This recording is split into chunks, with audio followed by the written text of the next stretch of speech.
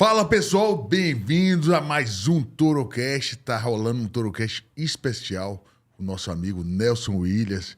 A gente que fala muito, Nelson, sobre superação, desafio, o esporte, né, em si, ele trata muito essa parte de superação. E você tem uma história incrível, né? A gente estava conversando ali bastante, vocês sempre falando dessa história, mas é uma história curiosa, né? Ela foi uma história meteórica, em cima de muita superação, dificuldades, né, desafios, é tudo que o atleta vive, né? E você é um cara que apoia o esporte, está apoiando aí nosso amigo João Loga, está apoiando alguns, né, vários meninos. Eu acho que isso é importante, né? Você ter um coração bom, saber que toda a sua riqueza também pode proporcionar prosperidade para outras pessoas, mas desde que você tenha um trato, né? Que a pessoa se dedique, né? Você precisa dessa dedicação, foi o que você teve na sua história. Eu queria que você falasse um pouquinho da sua história, como começou lá no interior do Paraná, né, todas as dificuldades que você sofreu. Eu acho que essa história é incrível, eu acho que vale a pena a gente falar essa história aqui no ToroCast. Bom, primeiro, Rogério, Minotouro, é um prazer estar aqui com você. E eu sou seu fã, tá? Obrigado, e eu acho recíproco, eu sou seu fã também. Obrigado. Eu acho que a nossa vida, um dos propósitos da nossa vida, lógico, além de nos superarmos, nós podermos inspirar outras pessoas a também se superar e, lógico, também ajudar, né? Ajudar em tudo aquilo que nós podemos. E a minha história é uma história muito peculiar. Aquelas pessoas que já ouviram sabem que eu sou do interior do Paraná, uma cidade... Eu nasci em Cianorte, mas cresci numa cidade chamada Jaguapitã, que fica próxima de Londrina, entre Londrina e Maringá. Eu costumo dar essa referência, né, entre Londrina e Maringá. Londrina agora esse mês, viu? Aí, ó, terra boa. Minha irmã mora em Londrina, gosto muito de lá. Gosto sempre que visito, me sinto muito bem. E é uma cidade pequena, uma cidade de 10 mil habitantes, levando em consideração que em Cianorte eu apenas nasci. E com 3 anos nós nos mudamos, eu, meu pai e minha mãe, para Umuarama. Umuarama foi onde eu fiz o primeiro ano do primário, num colégio estadual. Meu pai era vendedor, primeiro vendedor, né, de máquinas Olivetti. E quando eu falo vendedor, o Minotouro é importante, ele não tinha uma loja. Meu pai era um caixeiro. Ele ficava visitando... as empresas, né? Ficava visitando empresas, oferecendo o portfólio, né, de máquinas de escrever. E depois ele foi vendedor de derivado de petróleo, graxa, estopa, essas coisas para postos de combustível. E minha mãe do lar. Ambos sem estudo. Meu pai tem o 2º ano do primário, minha mãe também, e ambos o 2º ano do primário incompletos, ou seja, realmente pouca educação escolar. E nós tínhamos uma vida muito restrita, uma vida muito difícil. Eu me lembro que quando a gente morava em Umuarama, nós ficávamos esperando meu pai chegar na sexta-feira. A depender de como tivesse sido a semana dele, nós teríamos mistura no final de semana. Porque durante a semana era arroz branco, batata frita e ovo. Então era uma situação realmente restrita. Nós morávamos numa casa, dividíamos uma casa, parede e meia. Quantos irmãos? Nessa época era só eu, depois nasceu minha irmã. Eu tenho 2 irmãs, uma mais velha, do primeiro casamento do meu pai, e outra irmã mais nova, 5 anos mais nova do que eu, do meu pai com minha mãe. Nessa época, em Umuarama, ainda era só eu, né? Depois, minha irmã também nasceu em Umuarama. Minha mãe também não. Minha irmã nasceu em Umuarama 5 anos depois. Então, nessa época, minha irmã tinha 1 ano e eu tinha 6. Era uma vida realmente complexa. Morávamos numa casa parede e meia, aquelas casas em que não tinha banheiro, o banheiro era externo. E com 6 anos, eu recebi a visita, né? O meu pai, minha mãe, recebemos a visita de um tio meu, irmão de meu pai, irmão mais novo do meu pai, que esse continuou sempre morando em Jaguapitã, porque a minha história do meu pai é em Jaguapitã, né? E vendo aquela situação difícil nossa, percebeu, né, que nós estávamos passando muita dificuldade, ele nos convidou para voltar para Jaguapitã. No caso, meu pai voltar, e no caso, eu, minha mãe e minha irmã, para morarmos em Jaguapitã. Aí fomos para Jaguapitã, ele emprestou uma chácara que ele tinha, uma casa numa chácara que ele tinha, aquelas casas típicas do interior do Paraná, uma casa de madeira, né, em cima de um toco, sem luz elétrica e também com banheiro lá fora. E ali eu fiquei um tempo, foi crescendo, fiz o 2º ano do primário em Jaguapitã, sempre em colégios estaduais, tanto eu quanto minha irmã. Depois, meu pai começou a cuidar de uma lavoura, né, de uma pequena propriedade, 3 alqueires no início, ou seja, agricultura de subsistência, realmente uma agricultura de subsistência. Aí, quando meu avô faleceu, tal, acabou aumentando a propriedade um pouco, né, mas muito pouco. A agricultura sempre foi de subsistência. Então, estudava durante o dia. Quando eu tinha uns 11 anos, meu pai começou a me levar para trabalhar na roça, na lavoura. E trabalhar na roça é carpinar, é tirar leite de vaca, é roçar pasto, é furar buraco para colocar mourão de cerca. Esses serviços bem braçais. Para criança, assim, não é nada fácil, né? É assim, é importante que eu sempre destaco, eu odiava. Porque se eu falar só que eu não gosto, é mentira, viu, Minotouro? Eu odiava isso. Mas aquilo você não vê que pode ter sido até dizer assim... O incentivo? Para você, um incentivo que você quer... Cara, eu não quero voltar, então eu vou vencer nesse negócio, não? Foi. Vários fatores foram de incentivo. Um deles, a forma como meu pai me educou. Meu pai, uma pessoa, eu vou usar o termo bronco, uma pessoa ignorante, sem paciência, e me tratava, quando eu era criança, eu falo no casco, como diz o jargão popular. Como se fosse um adulto forte, Como né? se fosse um adulto, exatamente. Forte, né? Exato. E sempre me tratou de maneira muito bruta. Bruta. Minha mãe já não. Minha mãe extremamente carinhosa, amorosa, tal, uma italiana, né? Descendente de italiano, já mais carinhosa. Meu pai é descendente de português, um pouco mais duro. E isso tudo causou em mim uma certa aversão a trabalhar na roça. E fui crescendo e eu percebi que tinha só uma coisa, que eu conseguia escapar da roça.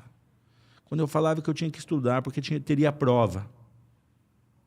Aí meu pai meio que amolecia e deixava eu estudar. Ele tinha uma esperançazinha assim Não sei, confesso. Eu ainda tenho essa dúvida se ele tinha esperança, tá? Depois, mais pra frente, eu vou te contar por que eu tenho dúvidas que ele tinha essa esperança. Aí eu começo a estudar. Meu pai, eu me recordo, e são coisas que marcaram minha adolescência. Eu me recordo que meu pai, uma vez, ele falou pra mim assim... Nelsinho, ele me chamava de Nelsinho, porque, como ele também é Nelson, ele era o Nelsão, embora menor que eu, mas era o Nelsão e eu o Nelsinho. Ele falou, Nelsinho, só te falo uma coisa. Eu não entendo muito desse negócio de escola, mas se reprovar de ano, eu te quebro no pau. O bicho vai pegar. Então, o que acontece? Eu só não posso perder, eu tenho que estudar. Então o que eu guardei na minha mente naquele momento? Eu não posso reprovar de ano. Falar também, viu, eu era um estudioso, o melhor aluno da classe, longe disso. O que eu estabeleci ali? E é interessante isso na vida, porque depois, com o passar da vida, quando me tornei adolescente, jovem e adulto, essas coisas balizaram a minha vida. Então, o que eu sabia? Eu não poderia ser o pior ou chegar ao ponto de reprovar, mas não tinha necessidade de ser o primeiro. Porque como meu pai não me cobrava ser o primeiro, ele só me cobrava não reprovar de ano, então eu estudei sempre para não reprovar de ano, e de fato nunca reprovei de ano.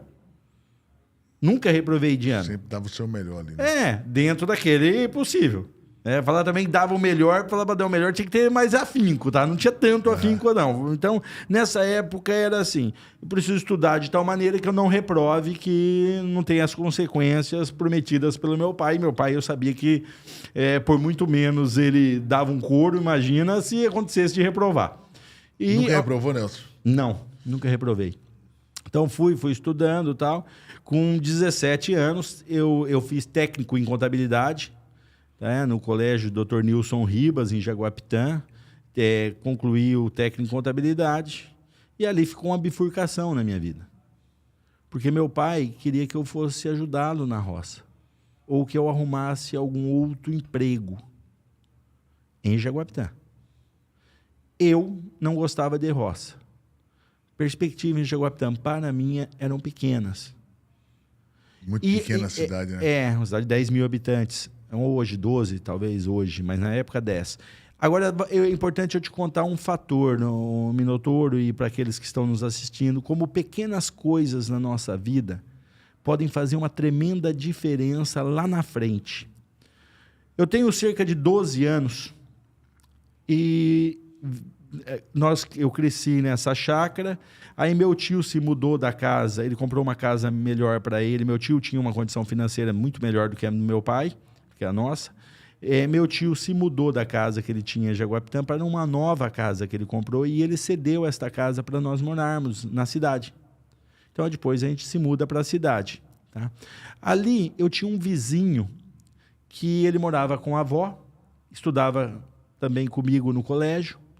Ele morava com a avó, porque a mãe tinha falecido, e o pai morava em São Paulo. O pai era cabeleireiro em São Paulo, ou barbeiro, também, todo mundo de família humilde.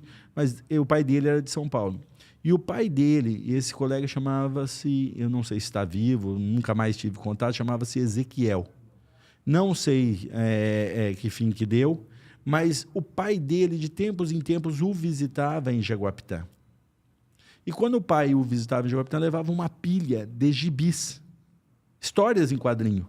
Gibis. E esses gibis eram de super-heróis. Capitão América, Homem-Aranha, as super-aventuras Marvel. Ele lia e me emprestava os gibis. E eu me apaixonei por um personagem de história em quadrinho, chamado Demolidor, o Homem Sem Medo. É a história de um garotinho, filho de um boxeador, que perde a visão num acidente radioativo. Só que com a perda da visão, ele desenvolve uma série de outros talentos. Tá? Ele tem uma super audição, ele fica e ele se torna, e depois ele perde o pai, que é um lutador de boxe, e ele se torna advogado, cego, e ele é o alter ego, Matt Murdock, ele é o alter ego do Demolidor, o Homem Sem Medo. Tá? Aí você começou a pensar em fazer direito. Não. E aí o personagem, eu era loiro, tinha cabelo, né? Cabeludinho e tal. E eu achei que eu parecia com o personagem, com o Matt Murdock. E ele era um advogado. Um advogado em Nova York. Mas eu falei, nossa, ali eu tive o contato com a figura do advogado. E eu comecei a tomar gosto. Eu falei, eu vou fazer direito, né? E, lógico, não seria difícil ter essa ideia, eu vou fazer direito. Então, com 12 anos. 12, 13 anos. Você já estava mais ou menos decidindo a profissão. Decidindo ali por causa de história em quadrinho. Da identificação que você teve com aquele personagem. O personagem, né? E depois se tornou filme com o Ben Affleck. E teve recentemente uma série na Netflix, né? Demolidor e tal. E agora ele já está fazendo ponta em alguns outros filmes de heróis. E eu eu chego com 17 anos. Falei, eu vou fazer direito. Quando eu comunico isso com meu pai, eu não sou favorável, não. Por quê, pai? Nós não temos dinheiro, eu não tenho recursos para lhe manter. Longe, né? Vai ter que ir para longe, parar de trabalhar aqui, de me ajudar aqui. Vai para longe. É o único filho homem que eu tenho. É o único filho homem. Meu pai, hoje, ele tem 89 anos. Meu pai, nessa época, ele já deveria ter, uns 50 anos. 50 e poucos anos, ou seja... E era um homem de trabalho braçal, ou seja, uma pessoa sofrida. Aí eu falei, não, pai, eu vou. Bom, você que sabe, eu não tenho dinheiro para te ajudar. Dá um jeito. Eu queria fugir daquela realidade. E eu sempre falo assim, a cabeça de um campeão, que eu sempre falo, o campeão, ele tem a cabeça que vamos dar um jeito para tudo, né, Nelson? Tudo você não vê, você sempre procura uma possibilidade, né? Minotouro, quando eu tinha 16 anos, no colégio Dr. Nilson Ribas, quando eu fazia técnica em contabilidade, eu me recordo que uma vez eu subi, um colégio meio assobradado, né, com 2 pavimentos, eu subi no primeiro pavimento onde ficava uma pequena biblioteca. E eu lembro que eu peguei um livro e tinha uma máxima nesse livro que eu nunca esqueci. O homem que quer fazer algo, acha os meios. O que não quer fazer, acha as desculpas. Ah, desculpa. Duas coisas, na minha percepção, elas transformam a vida. A primeira, educação. Educação, que essa eu acho que é a mais simples. A segunda, o esporte. Mas o esporte, ele tem, na minha percepção, é mais difícil pelo esporte. É difícil. Não, para mim é mais. Na minha percepção, porque o esporte necessita não apenas competência, dedicação, talento, resiliência e tal, tem que ter talento.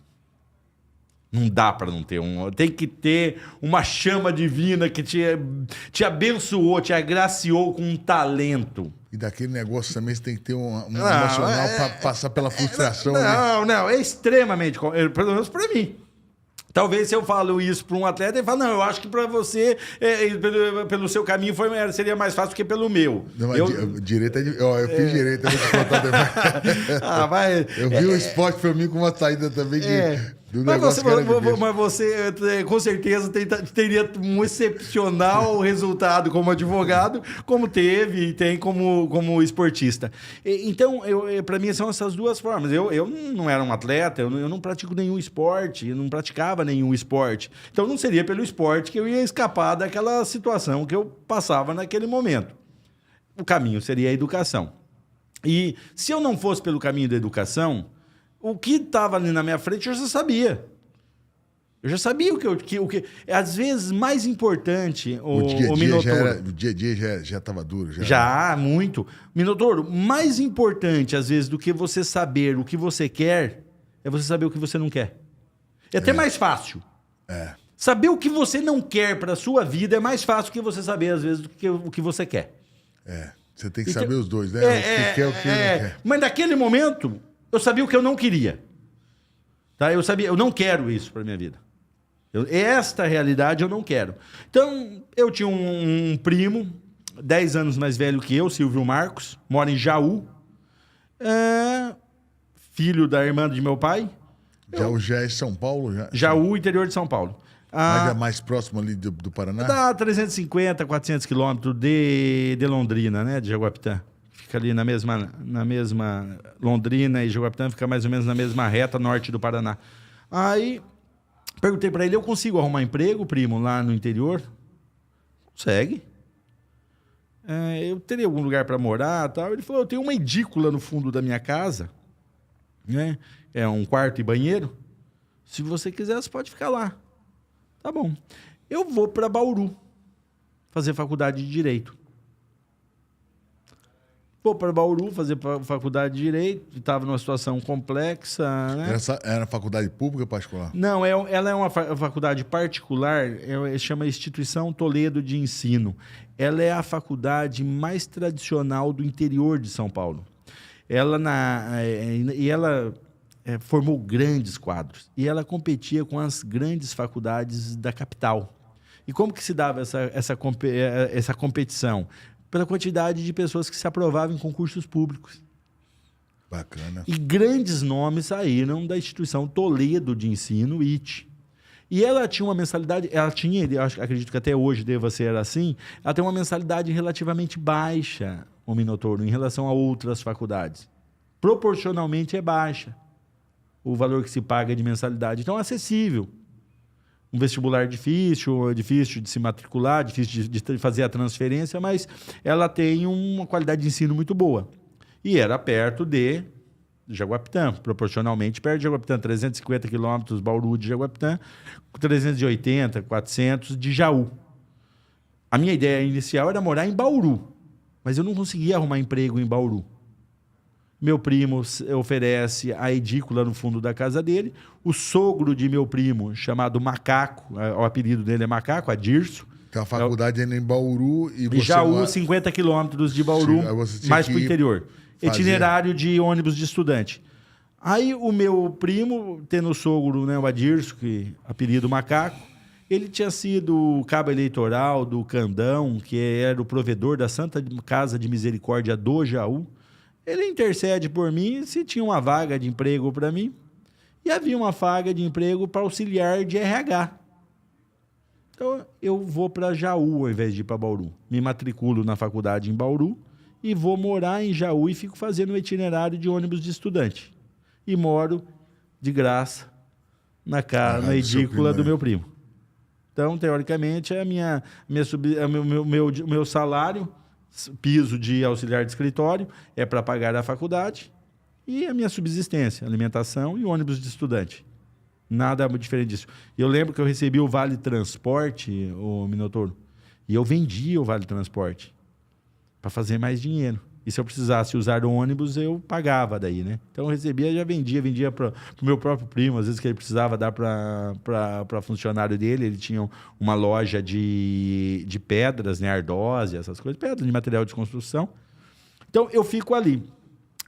3 meses de Santa Casa e fazendo o itinerário Jaú-Bauru, Bauru-Jaú, o diretor de RH da Santa Casa, Diogo Serra Oliva, advogado, mas ele exercia o cargo de diretor de RH, ele tinha um posto de combustível, Alto Posto São Pedro, em Jaú, um posto com administração familiar, vendo minha situação, perguntou para mim, não quer fazer bico em finais de semana no posto?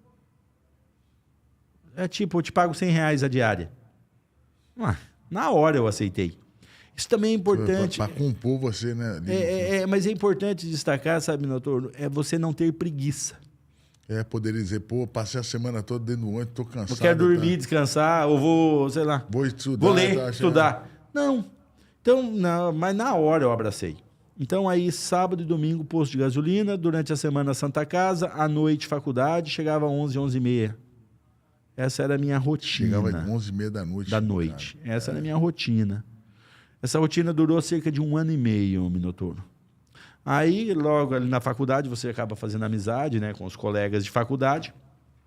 Eu me recordo que um colega de faculdade chegou para mim e falou assim, alemão, porque todo mundo me chamava de alemão. Né? Ninguém me chamava de Nelson Williams, Fratônio Rodrigues, não existia, não tinha nome. Isso também é importante destacar. Quando eu faço a faculdade, eu não tenho nome. Né? Hoje as pessoas me conhecem, é o Nelson Williams e tal, mas quando eu fiz faculdade, eu não tinha nome, Minotouro. Eu era o alemão.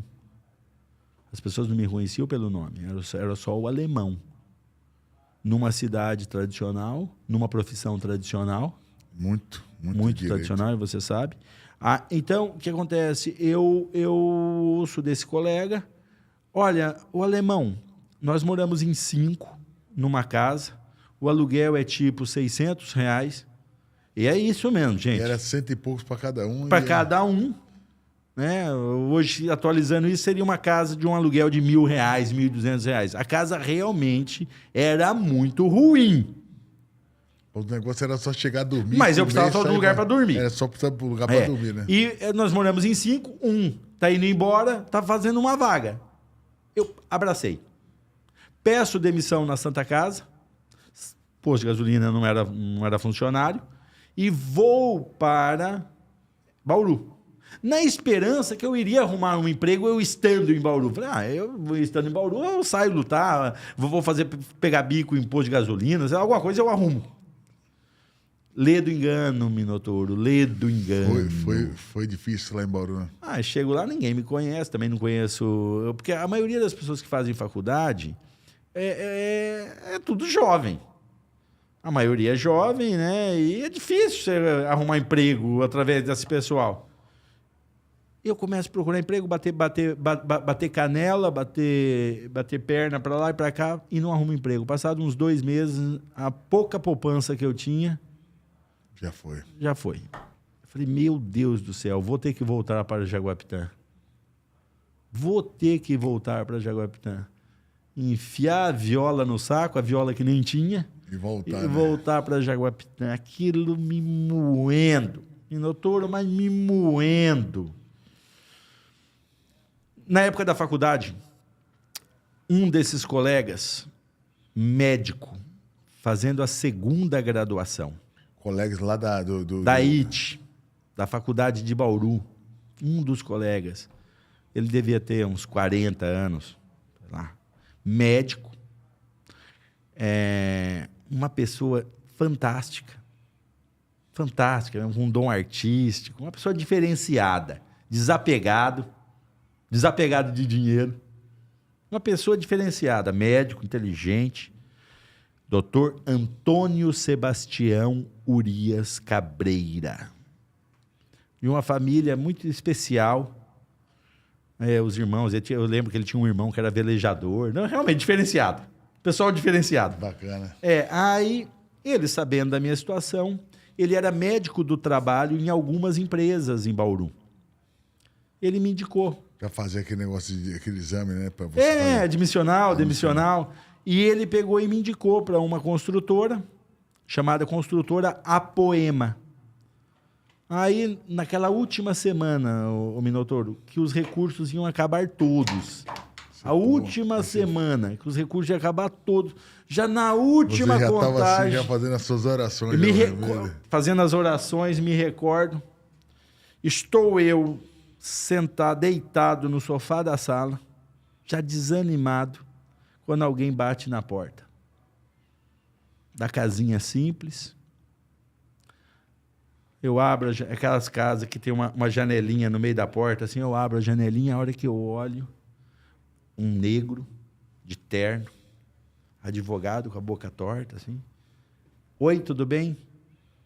Ainda procurando emprego? E você já tinha deixado o currículo lá no escritório? Tinha deixado lá. Falei, doutor Toninho? Ele, sim, entra. A casa, Minotouro, não tinha forro, era direto na telha. Aqueles sofás todos rasgados, aquela situação realmente ruim. Ele falou, está? Estou. Começa amanhã, auxiliar de escritório na área de licitações para me auxiliar na construtora Apoema. Que legal. Salvo literalmente... Pelo gongo. Pelo gongo. Literalmente. Já tinha tocado aquele... de 10 segundos. Exatamente, salvo no gongo. Aí então, se eu nocautear, eu empato. Exato, eu estava nessa situação. Nocaute, empata essa luta. Aí o que acontece? Aí eu começo a trabalhar na Apoema, né? E, graças a Deus, de certa maneira, com toda a dificuldade, de novo, salário, piso de categoria, da construção civil, auxiliar de escritório, mas estava ótimo e tal. Passado aí um ano, Minotouro, o que acontece? A empresa quebra. Pô, vai conversar tudo de novo. Puta, uma leva de demissões. Aí me chama o dono da empresa, porque nós estamos falando sempre de empresas com um potencial, mas não é nenhuma empresa grande, eram empresas médias, né? Nada grande. O dono me chama, Luiz Fernando, me chama. Oi, Nelson, tudo bem? Então, você viu, a empresa está passando, né, por uma dificuldade grande aí, nós estamos dispensando muita gente, você vai ser dispensado. Eu já sabia, né? Sentado na frente dele, Ele falou, mas a gente sabe da tua situação, você tem uma situação difícil, né, complexa, aí o pessoal já contou da tua situação. E eu vi que antes de você trabalhar aqui, você trabalhou na Santa Casa de Misericórdia do Jaú, em RH. Você tem experiência de RH? Tenho. Eu tenho uma cunhada, que ela trabalha com o pai e com o irmão. Eles têm uma pequena prestadora de serviço, chamado SCAF, Serviços Gerais, manutenção de subestações da CESP e leitura e entrega de talas de energia elétrica para a CPFL. É uma pequena empreiteira, né, prestadora de serviço, familiar também. E lá eles estão precisando de alguém no RH. Então o cara te demitindo ainda te ajudou. Me indicando para outros. Não sei se te interessa. Lógico que interessa. Eu estava aqui e aí teve um episódio engraçado, né? Que ele falou assim, anota aí o telefone e o endereço do pai dela, da cunhada dele. Siegfried Karg. Eu lembro que eu peguei um papelzinho. Você é bom de nome, você não lembra de tudo. Peraí. Você ficou meu amigo depois. Pego Siegfried Karg. Minotouro, eu não sabia escrever Siegfried. Falei, mas que Siegfried? Nunca tinha ouvido esse nome. É o nome de uma ópera famosa alemã, mas imagina eu com a minha ignorância vindo lá do interior, que eu sabia de ópera alemã que chama Siegfried. Eu escrevo Siegfried, tudo errado.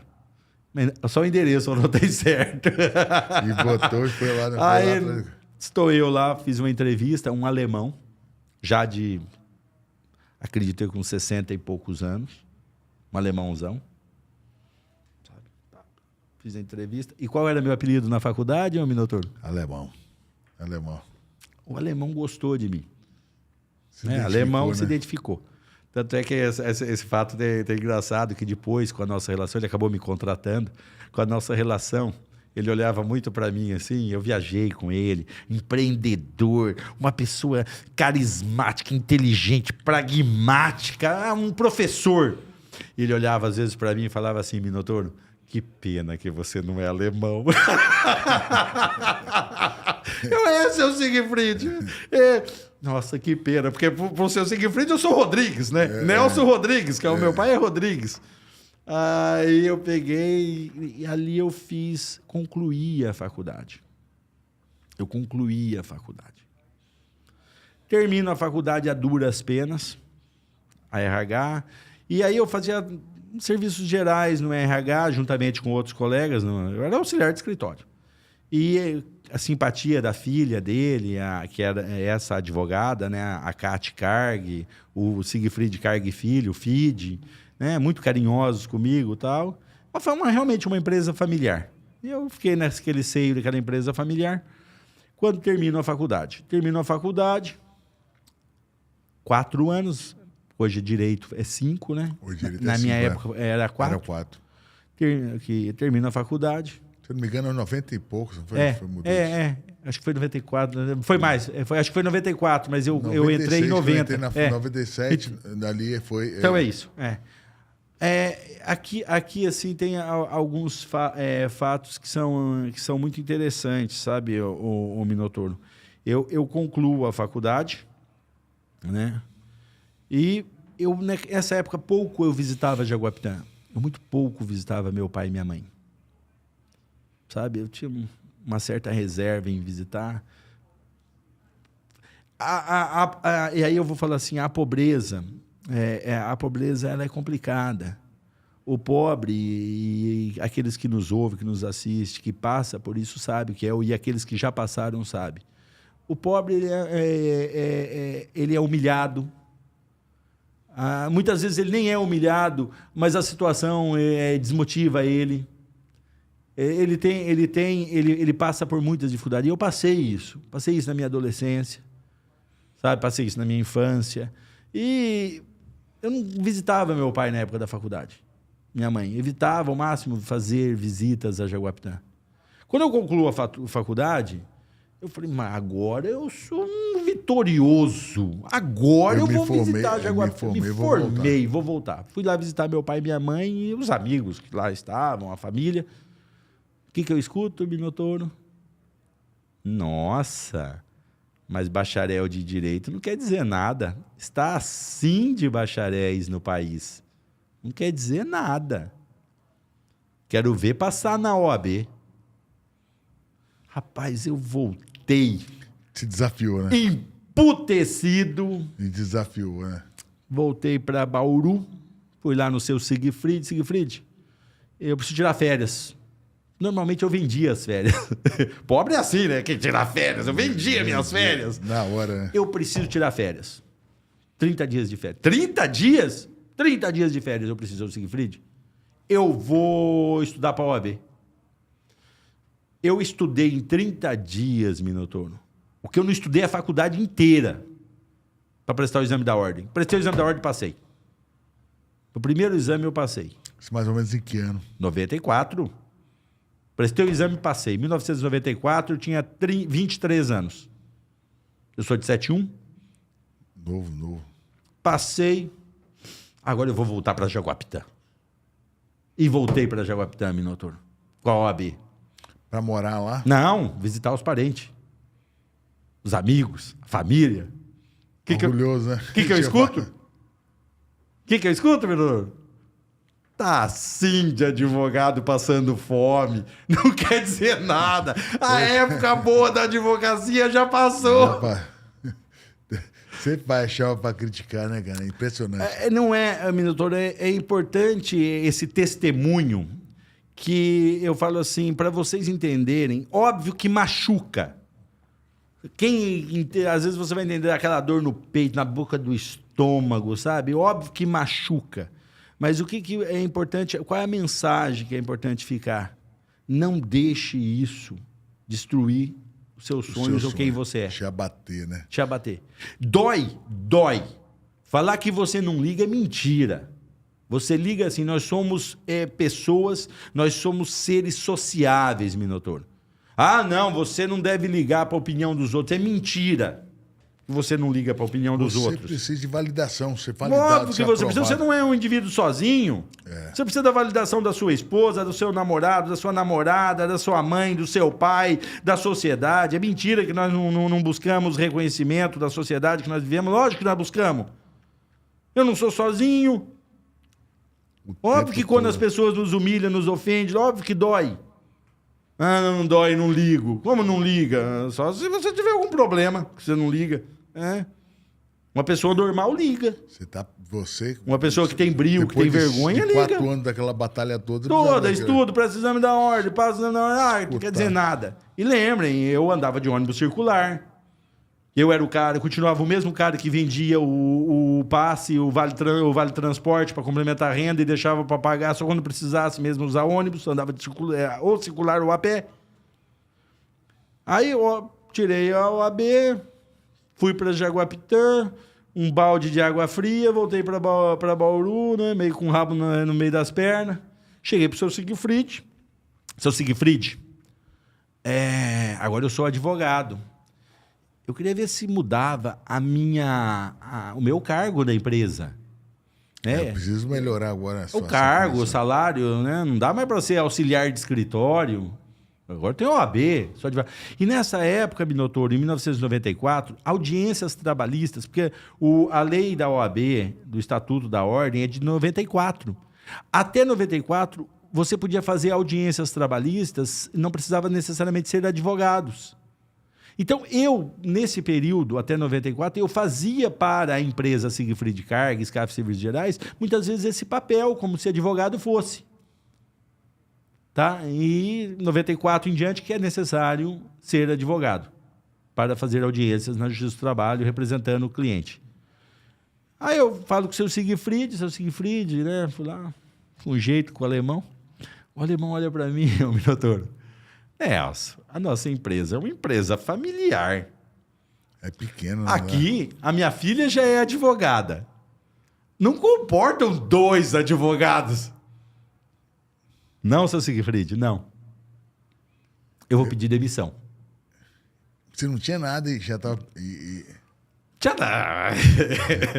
Eu tinha OAB. Tinha OAB, né? Aí eu falei assim, eu vou pedir demissão. E já sabia que ia conseguir, né? Pera. Vou pedir demissão, seu Siegfried. Ele olhou para mim, como assim vai pedir demissão? Sabendo da minha situação, como assim vai pedir demissão? Eu falei, seu Siegfried, eu não posso ter feito uma faculdade com tanto sacrifício. Para ganhar o que eu estou ganhando aqui, né? E ganhar o que eu ganhei aqui, hoje eu sou advogado e continuar na mesma situação. Bom, pedido de demissão feito, pedido de demissão aceito. Só que você está ciente que você acabou de tirar férias, você está pedindo demissão, tem aviso prévio, você vai cumprir aviso prévio? Não. Não tem seguro-desemprego, vai sair zerado. Aliás, vai sair negativa a rescisão. Seu Siegfried, faz parte. Sair sem 1 centavo de rescisão, de indenização. Para todos que nos ouvem, nos assistem, crie relacionamentos. Lembrem que na faculdade, quem foi que me ajudou a arrumar emprego? O doutor Antônio Sebastião Urias Cabreira. Eles brincavam na época lá, ele tinha 4 filhos, ele era casado com a juíza do trabalho de Bauru. E me arrastava de vez em quando, nos finais de semana, para ir almoçar na casa dele e tal. E realmente, para mim era um prazer, um privilégio. Até estava ali com a família dele, com os filhos. E alguns brincavam, falavam que esse daí é o 5º filho do Cabreira. Ele desenvolveu, de certa maneira, um carinho por mim, uma consideração. E quando eu sempre tive contato com ele, quando eu peço demissão no seu Siegfried, eu pedi demissão porque ele já tinha falado para mim, Nelson, das 8 horas da manhã até as 16 horas, eu sou médico do trabalho na Telesp, antiga Telesp, né? Que hoje é Vivo. E eu tenho uma clínica, uma sala numa clínica médica, aqueles sobrados do interior, Minotauro, antigo, da década de 50, que é uma casa, e aí em cima 3 quartos, os quartos se transformaram em sala de atendimento médico, e embaixo a secretária, né, a cozinha, a copa. Ele falou, olha, eu tenho uma sala numa clínica que eu divido com outros 2 médicos. Se você quiser usar a minha sala das 8 da manhã até as 16, porque das 16 em diante eu tô lá, aí você dá o pinote. Pode usar para advogar. Eu vou para lá. Esse era meu plano B, Minotauro. Peço demissão no Alemão, no seu Siegfried Karg, e vou para a clínica. Cheguei lá, conheci os outros 2 médicos, o doutor Pedro Borges, que era o chefe da clínica, e mais um outro, e tio Cabreira. Mesmo no começo meio desconfiado comigo, né? O que esse cara tá fazendo aqui? Mas como a sala, quem pagava o aluguel era o Cabreira, ele fazia o que ele queria. Eu acho que ele já tinha até conversado com eles, tal, eles também tinham dado ok.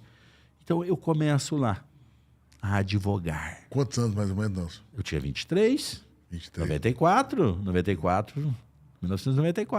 Novo. Aí, aqui vamos fazer um retrospecto, vou voltar um pouquinho. Minha mãe e meu pai são evangélicos. Meu pai da presbiteriana, é uma família de origem presbiteriana, minha mãe também, e depois assembleianos, da Assembleia de Deus. Quando eu saí de casa, que minha mãe viu que era irreversível, que eu ia embora mesmo para estudar, minha mãe fala para mim, Nelsinho, a mãe e o pai não têm dinheiro para te dar, para te ajudar. O que a mãe vai fazer por você é orar, pedir para Deus colocar na sua vida pessoas que façam por você o que nós não podemos fazer. Foi as orações da sua minha mãe. As orações da sua mãe te ajudaram. Eu dou esse testemunho aonde quer que eu passe. Porque, embora eu não frequente igreja, Minotauro, essa oração da minha mãe, ela acompanhou a minha vida. Você vai ver que na minha vida, essa oração ela foi acompanhada. Porque sempre, em algum momento, Deus colocou alguém na minha vida que me ajudou. Nem sempre foi com dinheiro, às vezes foi um conselho, um livramento. Entendeu? E o Cabreira, ele é fruto. Começamos mentores, né? Começamos com o meu primo, começamos com o sogro do meu primo, com o Diogo na Santa Casa de Misericórdia do Jaú, passando pelo Luiz Fernando na Poema, Cabreira, Vital, próprio seu Siegfried Karg e sua família. Foram pessoas que me abençoaram. Durante a trajetória. Durante a minha trajetória. Eles, né? Fui aprendendo, né? E ali eu fui, né? Começo a trabalhar. E eu, nesta época, eu frequentava a primeira igreja batista de Bauru. E ali na primeira igreja batista de Bauru, né? Porque a minha casa era no centro de Bauru. E essa casa, como eu disse que era muito humilde, eu vou te falar o tanto que ela era humilde. Do lado da minha casa, um dia eu estou na hora do almoço, no intervalo de almoço do seu Siegfried, eu desci, fui fazer alguma coisa na cidade, no centro, e almocei lá e eu estava tirando uma pestana na minha casa, no centro ali de Bauru. Eu estou deitado no sofá, na hora do almoço, e do lado tinha uma construção de um prédio. E essa construção desse prédio ele era feito com mão de obra de preso. Era aquele regime, trabalha 3 dias, desconta 1 da pena. Eles tinham esse... E eu estou aqui deitado, um muro, e aqui do lado uma construção. E eu escuto alguém arranhando o muro aqui, subindo no muro. Eu estou aqui deitado na minha coisa, no sofá, e escuto, né? Já fiquei meio ali desconfiado, né? Falei, tem alguém subindo no muro. De repente alguém sobe no muro, olha e faz assim pro colega. Fulano, olha aqui, tem uma favelinha aqui na frente. Tem a favelinha. Uma favelinha na minha casa. Aí eu falei, que situação. Então, eu morava perto da igreja, frequentava a igreja, a primeira igreja de Batista de Bauru, e ali os irmãos da igreja, Arrumei uma namorada da igreja, a família dela me abraçou, foi muito carinhosa comigo. Os irmãos, né, hora ou outra, me convidavam para almoçar na casa deles, me inseriam, né, no contexto deles ali. E um dia, um desses irmãos da igreja passa por mim, o Minotouro, e coloca R$100 no meu bolso. Eu olhei assim, falei, que isso? Deus tocou no meu coração para te dar. Falei, muito obrigado, viu? Muito obrigado. Era uma situação complexa. Só que aquele primeiro eixo da igreja foram meus primeiros clientes. Os pequenos empresários. Já fez esse ciclo de amizade ali. Eu visitava o dono de uma pequena mercearia, uma loja de graxas de postos de combustível, essas coisas, materiais de construção. E tem algum cheque sem fundo para eu fazer cobrança? Alguma trabalhista para ajudar você a defender? Protesto? Ação civil? Batida de carro? Qualquer coisa. E você sempre... Eu sempre como eram muitas causas, você... Muito ativo. Muito ativo, você pegava muita coisa. Não sabia o que era preguiça, Minotouro. Não sabia o que era preguiça. E acordava cedo, né? Pegava ônibus circular, ia visitar os irmãozinhos da igreja. Aí já estava aqui. Você não conhece ninguém que precisa? Me indica algum cliente. Aí o cara já me indicava, vai lá no fulano de tal, lá, que lá, você acha que ele está com um problema jurídico, vai lá. Eu já ia lá e pegava, passava impostos de combustível, pegava uma pilha de cheque sem fundo de posto de combustível. O outro negócio datilografava ali na máquina de escrever, que era de datilografia, não era computador, datilografia, uma consignação que pegava os cheques, passava no banco, no centro da cidade, pegava no verso dos cheques o endereço de cada um dos devedores para poder fazer a cobrança. Lá no consultório médico, ficava no telefone, às vezes a tarde inteira, cobrando as pessoas por telefone, fazendo o papel de cobrador por telefone. Então, eu era muito proativo. E não tinha carro. Eu levei 1 ano para comprar meu primeiro carro. Eu comprei uma Panorama da Fiat, 1982, em 1996. 95 para 96. Ou seja, um carro velho mesmo. Eu comprei uma Panorama. Naquela época devia ser nova. Não, ela já tinha 13 anos, 14 anos, 15 anos, sei lá. Era velha, toda batida. E eu, com quase 1,90 m, imagina, dentro daquela caixinha de fósforo. Ficava pequeno. Parecia literalmente o Maguila, o gorila, né? Lembra aquele desenho que tinha o Maguila que ele passava do teto do carro? Era eu. Então, eu nessas circunstâncias... Eu fui sempre trabalhando. Aqui eu vou te contar uma coisa que vai ser muito interessante. As pessoas vão observar, e é muito comum me perguntar assim, nossa, Nelson, como você gosta de paletó azul? Você sempre está de azul. É superstição? Por que você só usa paletó azul? É muito comum isso. 99% do tempo eu estou de paletó azul. Quando eu começo minha carreira, meu avô, pai de meu pai, não sei em qual década, ele foi padrinho de casamento de alguém e ele teve um paletó azul. Aqueles paletó que deve ser feito com essa mesma, dessa linha tua aí, que você puxa assim, sabe? Não é de linho, nada. É paletó azul, né? Um azul até mais forte que esse. E ele como meu avô era grandão, era o mais próximo que se aproximava de mim de roupa. Ele me deu esse paletó, que ele foi padrinho de casamento em alguma época. E esse paletó é o que eu usava. Eu, nesta época, e aí é importante, quando eu começo a advogar na clínica médica, passados uns 2, 3 meses, o seu Siegfried Karg foi meu primeiro cliente mensalista. O alemão. Você vê, né? Ele dizia que não precisava de advogado, estava lá com você. Passados uns 2, 3 meses, ele foi meu primeiro advogado mensalista. Meu primeiro cliente mensalista. Eu vou fazer uma audiência em Campinas para ele, uma audiência trabalhista para ele em Campinas, pego o ônibus de Bauru para Campinas, faço a audiência na volta, para pegar o ônibus de volta para Bauru. Eu estou na rodoviária, quero ir no banheiro. No banheiro tinha uma senhora sentada com uma caixa de papelão, R$1 para usar o banheiro. Eu venho, né? Pego uma moeda de R$1. A hora que eu vou colocar a moeda, a mulher olha para mim e fala assim, não, moço, cobrador de ônibus não paga. Eu todo pimpão, achando que eu estava abafando como advogado. Ela, não, cobrador de ônibus não paga. Por que cobrador de ônibus? Ela achou que aquele terno meu azul era cobrador de ônibus, não advogado. Lembra que antigamente existia cobrador de ônibus? Que o cara passava nas passagens, picotando as passagens? Ela achou que eu era cobrador de ônibus.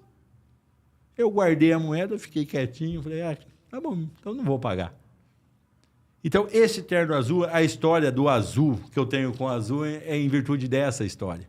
E esse paletó, depois de passado um tempo, eu perdi esse paletó indo para São Paulo com o filho do alemão, do seu Siegfried Karg, em frente a Agudos, ali na cervejaria Brahma, em Agudos, tem uma curva, tinha chovido, a caminhonete aquaplanou, nós capotamos, meu paletó foi parar debaixo da roda da caminhonete, que ela capotou e desvirou e ficou embaixo, perdi o paletó.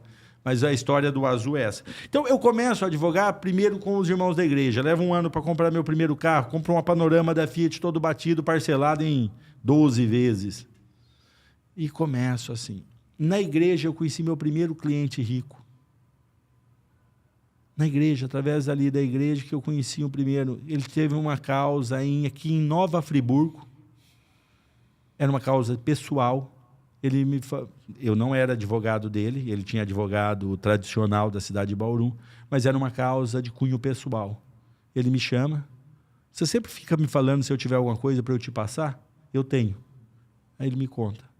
Eu tenho uma investigação de paternidade, é um assunto delicado, eu gostaria que você cuidasse para mim. Fazer DNA, tudo isso. Essas coisas. Eu falei, não, tudo bem.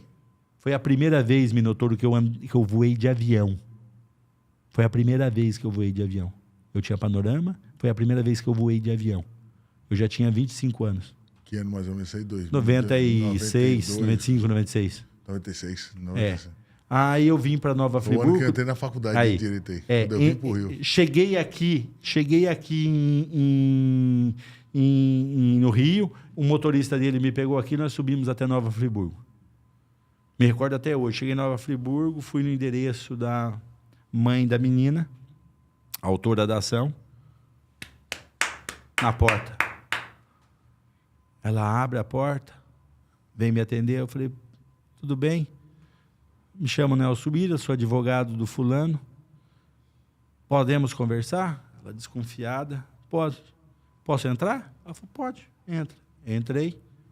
Uma casa simples, mas bem arrumadinha, tudo.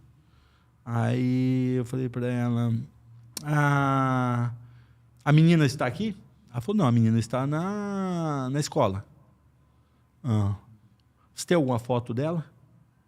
Tenho. Posso ver? Trouxe. Parecia com o cliente? Olhei assim, falei, olha, eu não tenho a menor dúvida de que ela é filha dele. A cara do filho dele. Falei, não tenho dúvida. Mas eu preciso de todo um procedimento. Isso é coisa de advogado, não é dele, tá? É meu. Eu preciso fazer o procedimento pro forma. E também não quero nem que você se ofenda. Mas faz parte, só para a gente fazer tudo direitinho, ele vai pagar a pensão, não tem problema nenhum, tal. Resolvi o problema. Resolvemos o problema. Era filha dele? Filha dele. Aí, ele assumiu tudo e tal. Aí, volto para lá, só que eu não tinha acertado no horário com ele. Porque nós tínhamos uma relação meio já de amizade. Sabe aquele negócio que ficou solto, não combinou no horário? Uhum. Aí chegou na hora, ele me chama na casa dele, muito próspero. Eu lembro até hoje, ele puxa uma gaveta, né, para me pagar. Eu falei, posso te falar uma coisa? Porque ele perguntou quanto era. Eu falei, não sei. Não sei, velho, não combinamos. Ele pega assim para pagar, tinha dinheiro na gaveta. Eu falei, vamos fazer o seguinte, não sei quanto que você iria me pagar, mas eu vi que você tem um Cadete GS 1990, vinho. Sabe aquele Cadete GS já bonito? Porque depois veio o GSI, que era digital, né? O GS é o 90 vinho. Eu falei, vende aquele carro para mim, abate o que seria pagar de honorário e parcela para mim o saldo. Ele tinha pego aquele carro em algum pagamento, alguém pagou ele com aquele carro. Uhum. Pegou a chave, fala com o advogado meu, que ele tinha advogado, né? Fala com o meu advogado para fazer o termo de confissão de dívida, para fazer o pagamento e tudo mais. Vê lá com ele nas condições que você pode pagar. Doutor, eu saí todo pimpão de Cadete GS. A Panorama eu troquei no meu primeiro número de celular. Aquele tijolola, tijolão, sabe? Eu toquei na orelha essa Panorama. Você vê como a Panorama valia pouco ou o telefone valia muito. Uhum. Eu troquei a Panorama no primeiro celular. Aí eu tenho agora um carro bom, eu tenho um telefone celular, Eu tinha resolvido uma questão de um arrolamento, um inventário na igreja de um irmãozinho lá que tinha falecido e os herdeiros me contrataram. Eu tinha recebido uma linha telefônica fixa. Essa linha eu já tinha colocado no consultório médico para quando tocasse essa linha, a secretária atendesse e ele falasse Nelson Williams, advogado, para não atender como clínica médica. Já tá começando, né? E tal.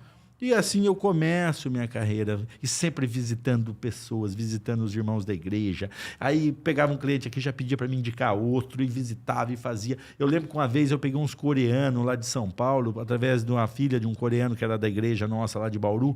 Eu tinha uma cobrança aqui para o Rio de Janeiro, eu vim para cá fazer cobrança desses coreanos. É assim, não existia a palavra preguiça. E não existia... Tudo que eu podia fazer, eu fazia. E assim, o engraçado é que você tanto fazia uma causa, né, de um aspecto diferente do direito, dessa parte de paternidade, como você também para a área trabalhista. Não, eu fazia... Agora, eu era e sou uma pessoa sempre fui muito responsável. Vou te contar aqui um fato.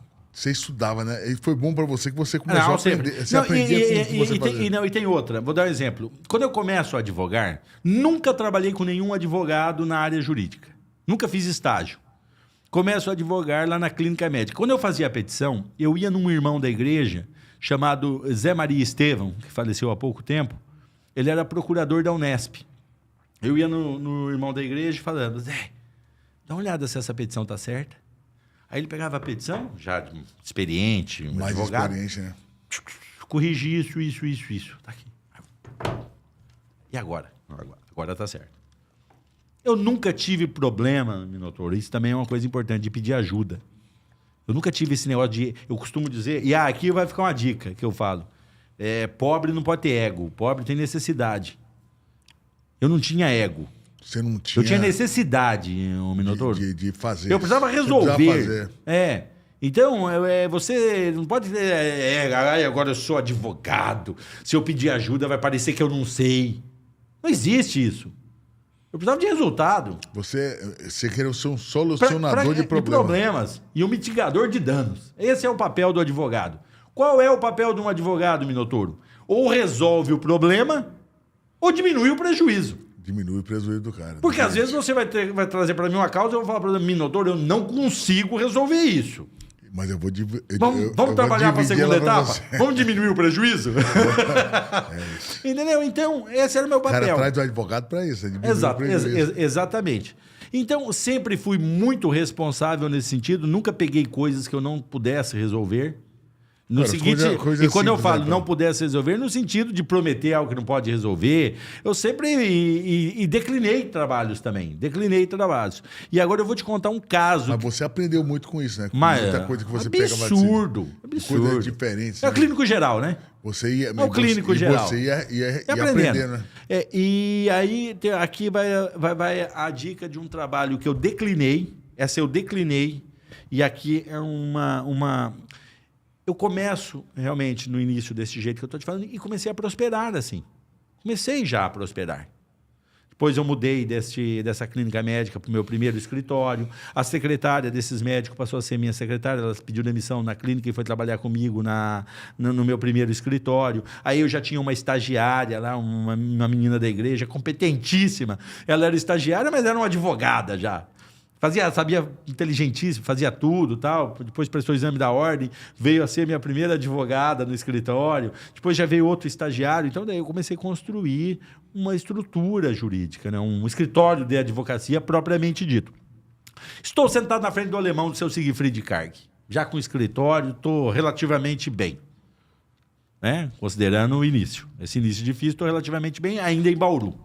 Estou sentado na frente do seu Siegfried chega para mim e fala assim, doutor Nelson, recebi uma proposta de São Paulo, de um escritório de advocacia de São Paulo, para fazer recuperação tributária aqui na nossa empresa, porque a Constituição de 1988 estabeleceu uma série de regras para o governo cobrar tributos, ele deu um prazo para eles se adequar a essas regras, eles não se adequaram e está todo mundo questionando a justiça e ganhando.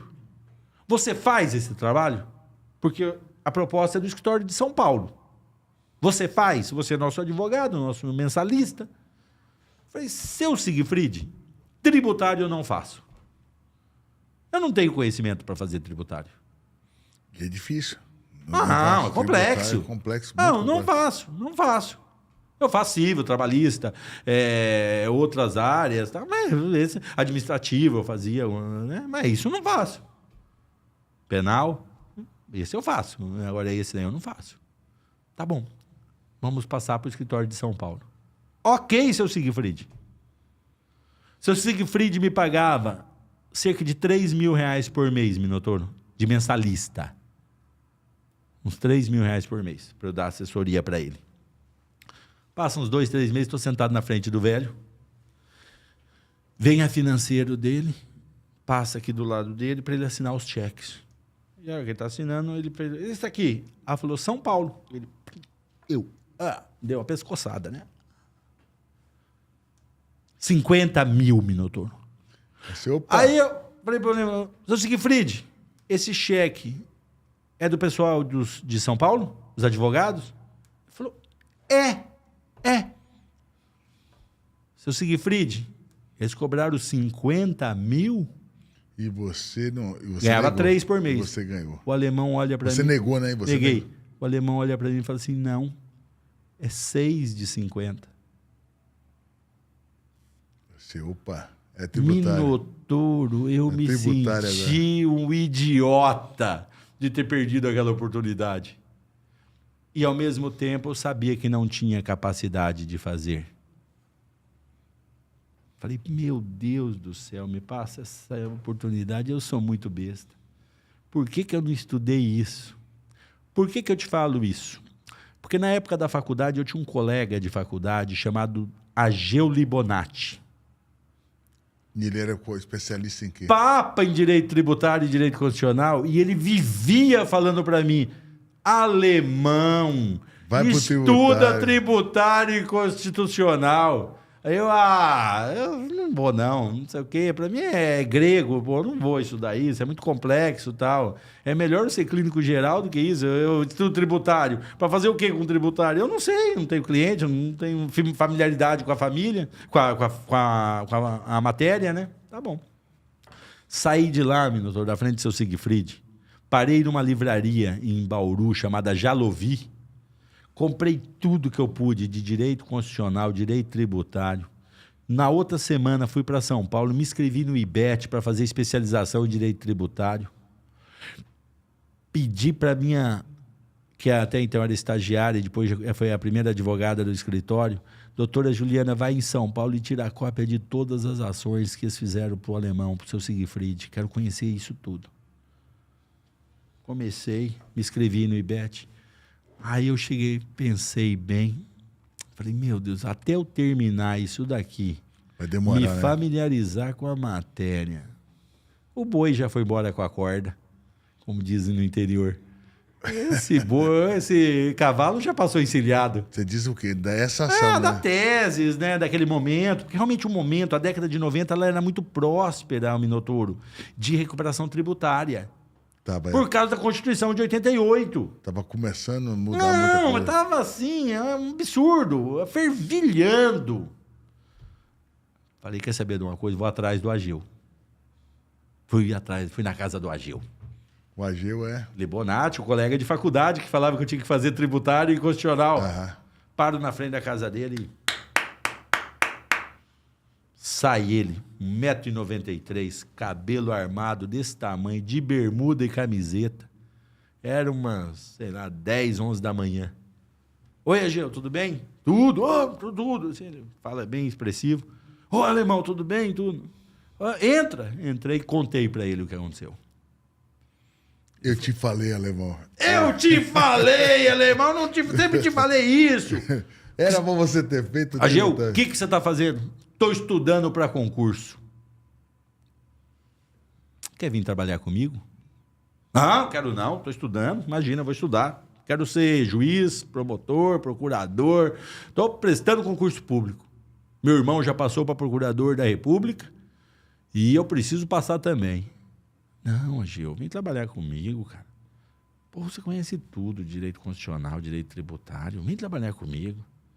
Eu sei que eu convenci ele a trabalhar meio período. Com você. Montar um E o outro núcleo de direito tributário dentro do meu escritório.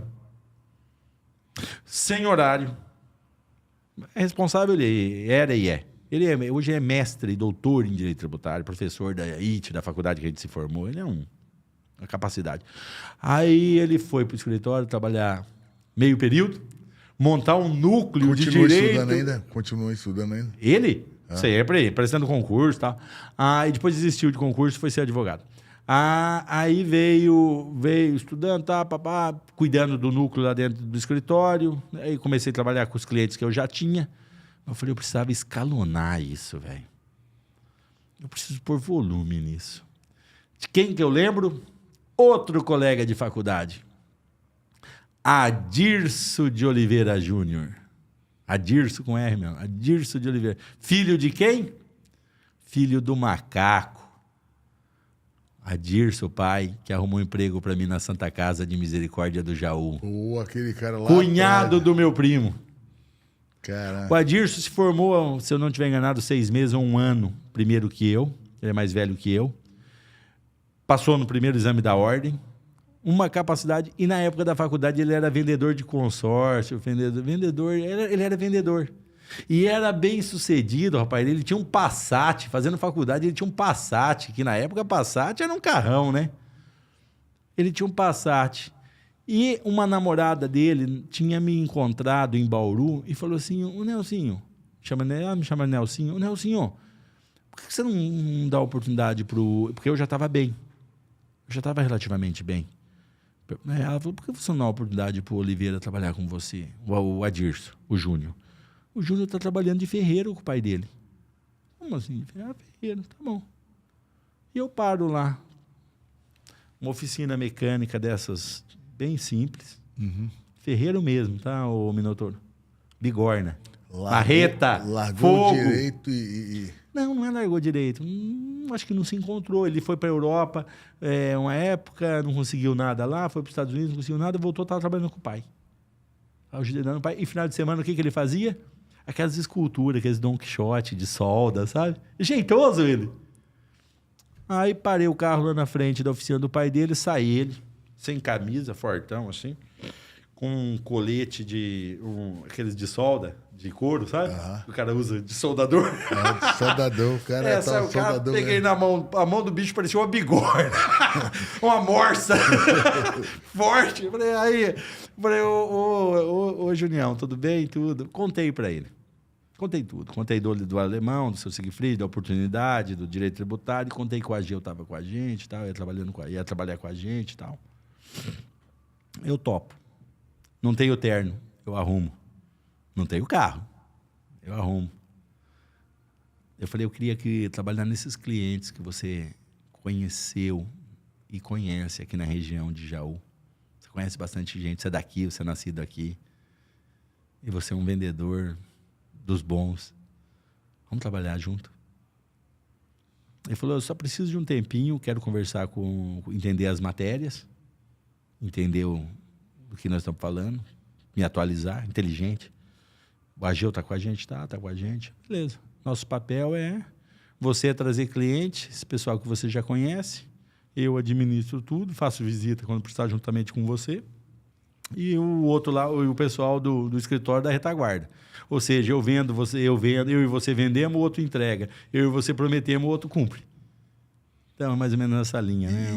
Já começou a formar um grupo ali, né? Aqui, Minotouro, eu vou te falar para você que é importante para todos aqueles que nos assistem. Um negócio para dar certo, minha opinião, ele é lastreado em 3 bases. Técnica, é necessário técnica. Para mim, qualquer coisa tem que ter técnica. No teu ramo tem que ter técnica. Tem que saber o que está fazendo. Tem que ter técnica. Conhecimento. Então, primeiro, técnica. Segundo, institucional. A venda.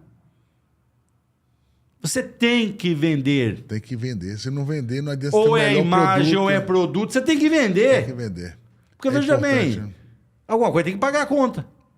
Eu tenho técnico, sou excelente técnico, mas não tenho venda? Como que você paga as contas? Venda. Então, técnica, vendas e, não menos importante, administração. é necessário administrar. Tem que estar cuidando aquilo Tem ali, que né? cuidar. Tem que ter o zagueiro. Tem Que ter o zagueiro, o que fecha a pra... torneira, o que cuida do dinheiro, né? o financeiro, o que coloca a ordem. Por quê? Porque se você não fizer bem feito, o governo te come tudo em tributo. Se você não fizer bem feito, dinheiro de trouxa, farra de malandro. Você Diz não consegue. meu pai. Não consegue, né? O dinheiro não aceita desaforo. Não aceita desaforo. Então, você tem que ter essas 3 bases. E ali, nós estávamos fechando as 3 bases. Nós tínhamos o técnico, nós tínhamos a venda e nós tínhamos a administração.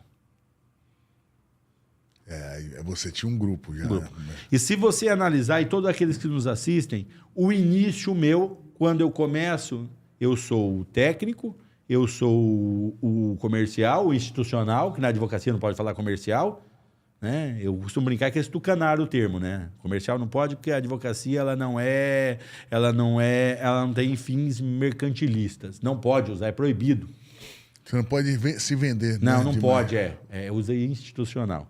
Que no final do Frigir dos Ovos é a mesma coisa, mas é o termo institucional.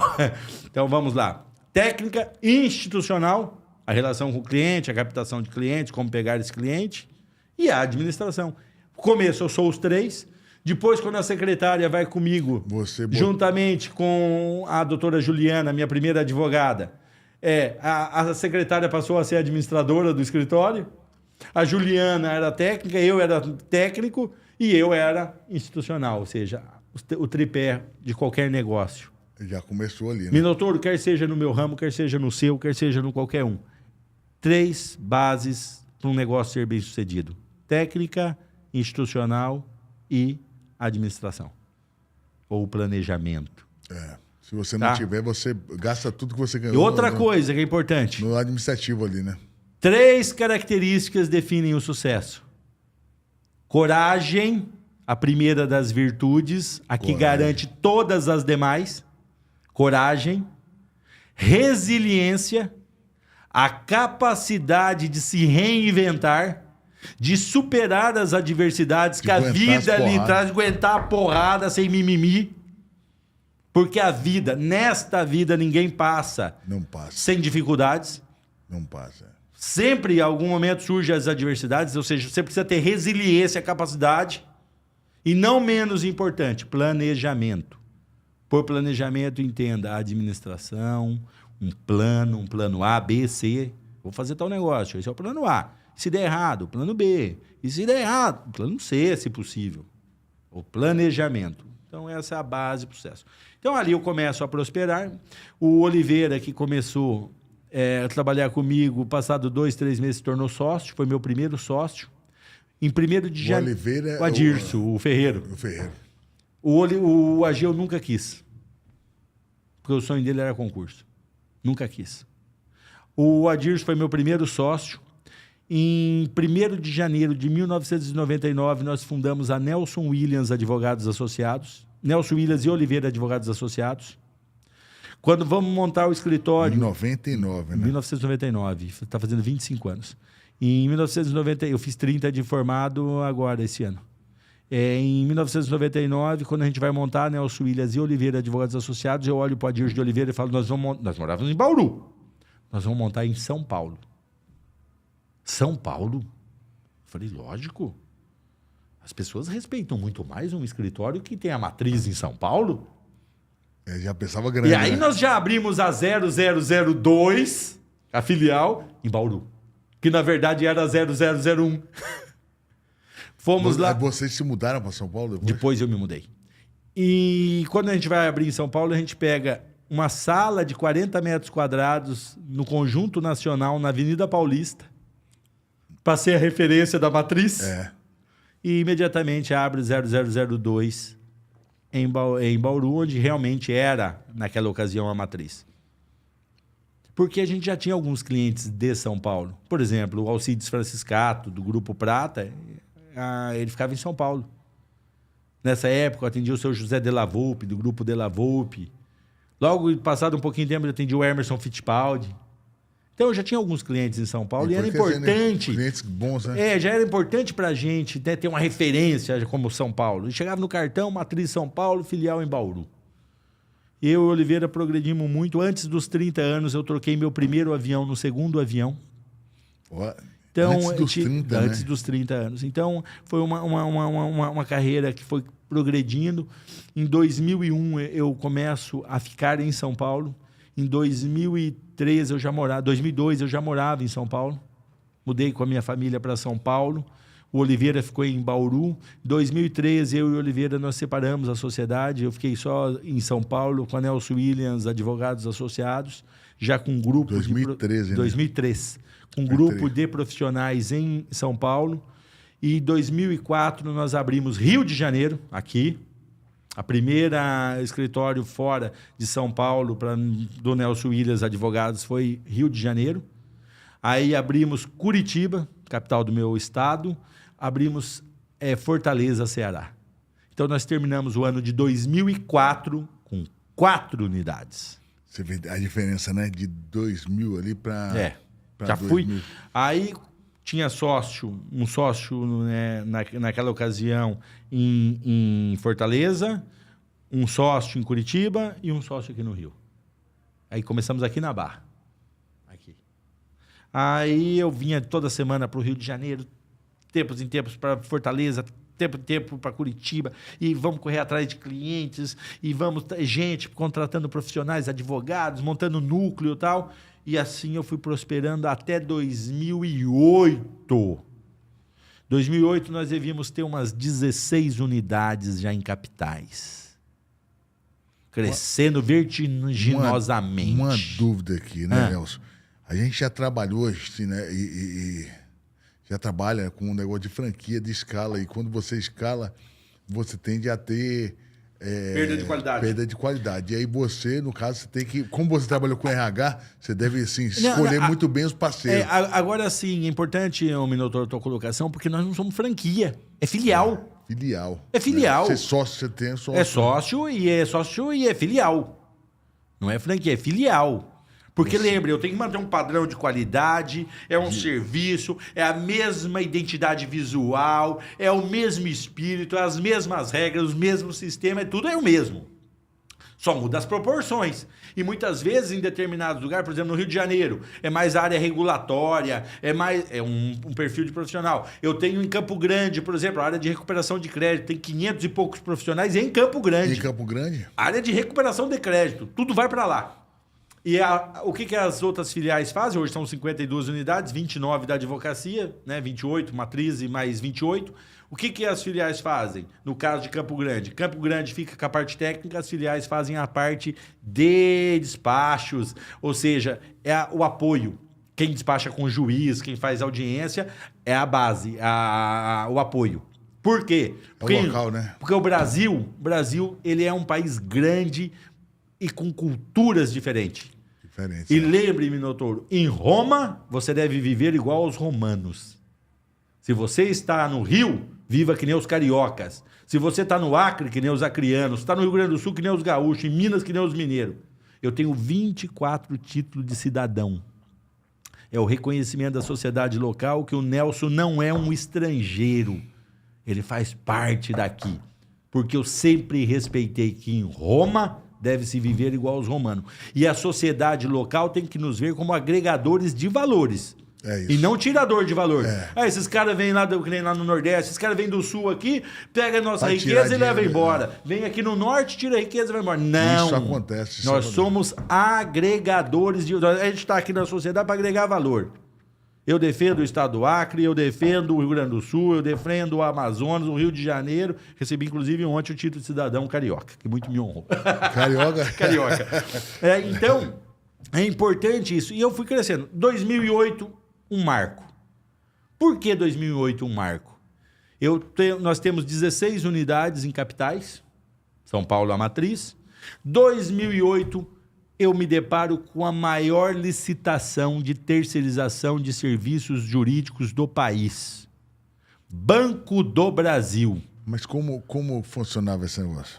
Eles abriam de 5 em 5 anos um credenciamento de escritórios de advocacia para atuar em todas as áreas, no país inteiro. Mais de 1.100.000 processos.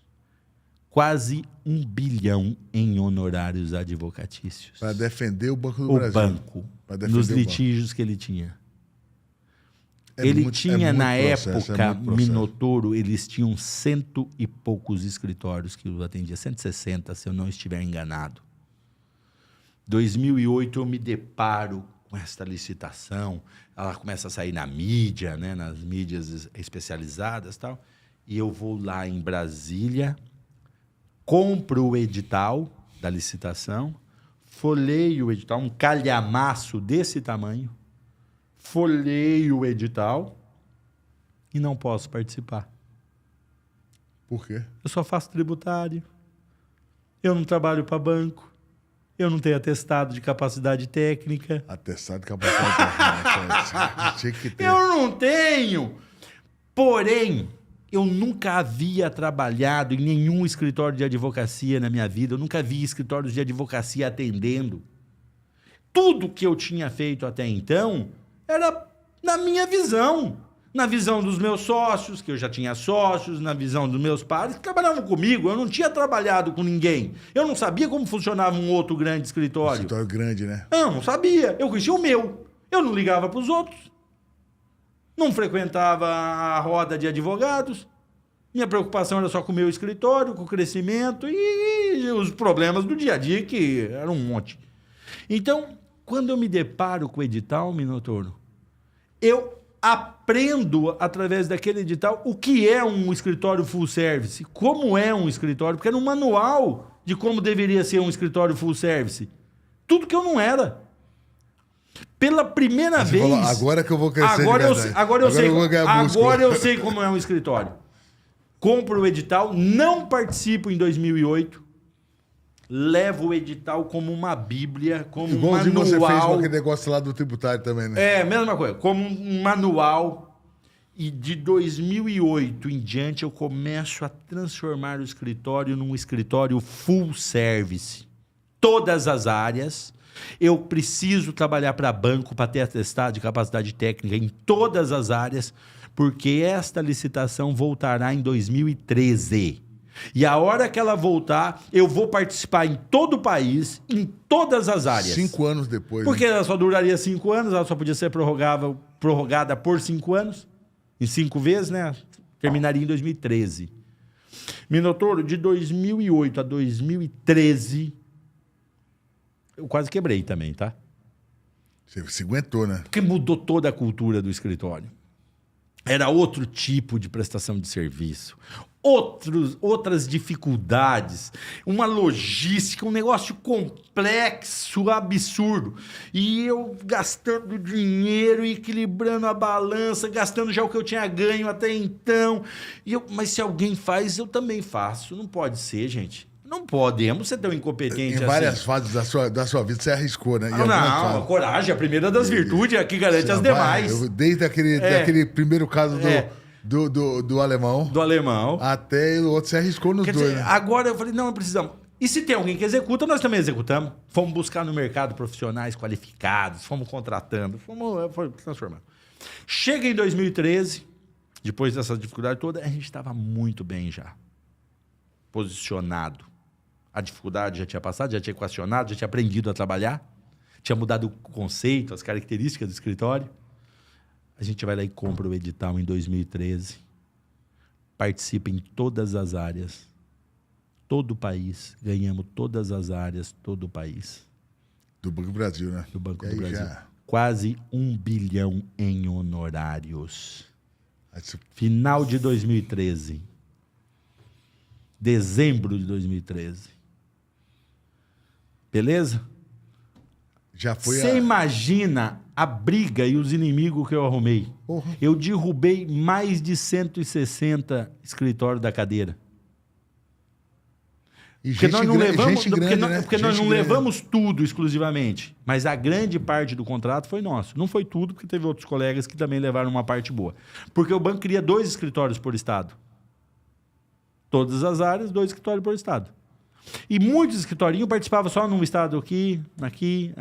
E aquilo ali era o único negócio que a pessoa tinha. Uhum.